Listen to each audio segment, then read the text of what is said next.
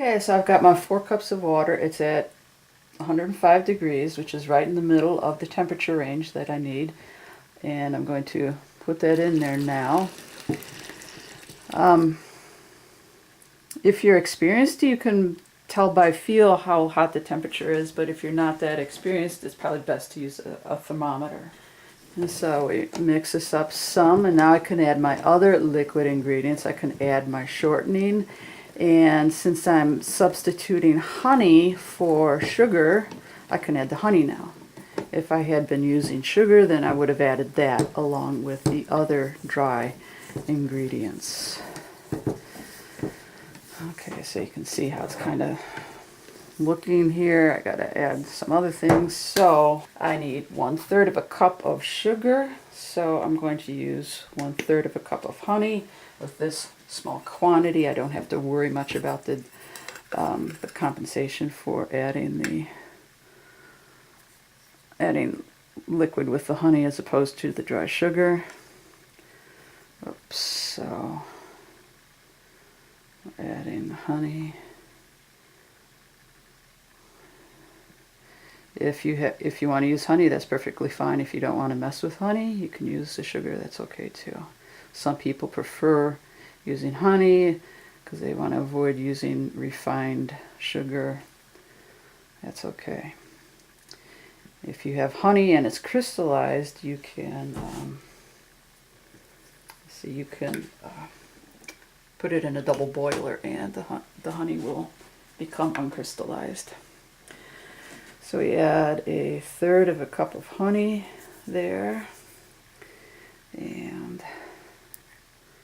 don't worry, my hands are clean. I washed them. You have to, making bread is a hands-on process, so you're going to use your hands anyhow, so you better have clean hands. 1/3 of a cup of honey, and 1/3 of a cup of shortening. So obviously I'm using liquid shortening. I think it's easier. Okay, so there's my shortening.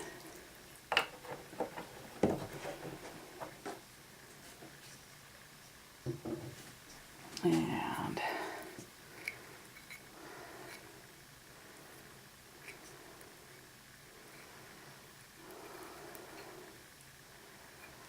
okay, set that aside. So now we mix. So you can see what the mixture looks like. We want to stir that up. And you can see even though I greased it, it's still kind of sticking to the sides. And then there's some like powder stuck at the bottom. So this type of mixture is supposed to kind of take the place of kneading the dough, but you're still going to have to knead the dough anyhow. So it's more like just mixing it, and then I'll dump it out on the table for the actual kneading. But this is why I like to have the chopstick around, so then I can kind of break up the powder that's on the side there.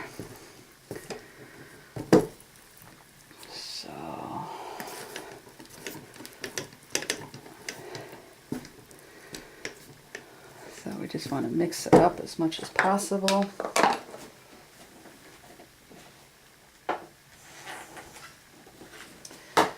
Need these anymore.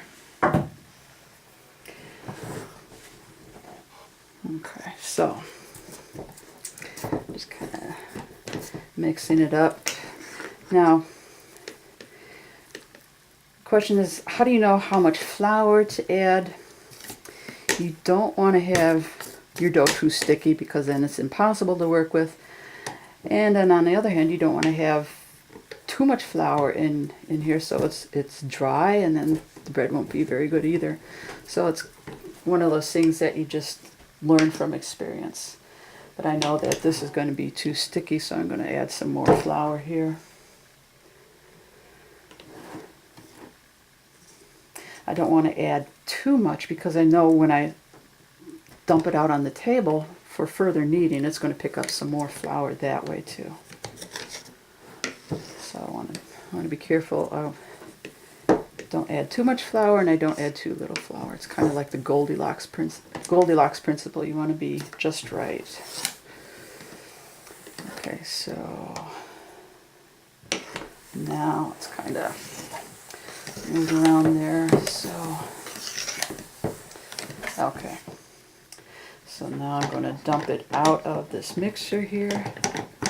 I have to disassemble this to do that.